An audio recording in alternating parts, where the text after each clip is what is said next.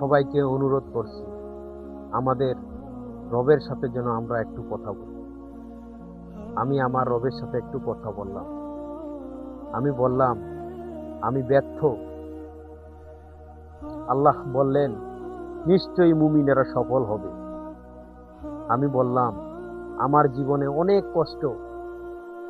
আল্লাহ বললেন, নিশ্চয়ই কষ্টের পরেই আছে সুখ।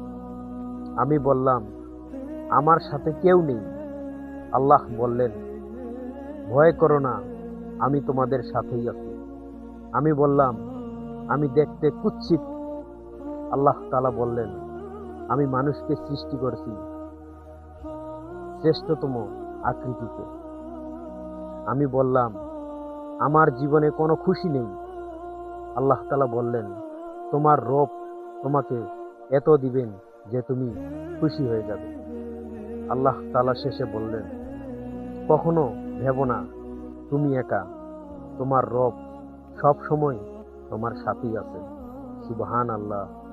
তারপরও আমরা আমাদের রবের শুকরিয়া আদায় করি না।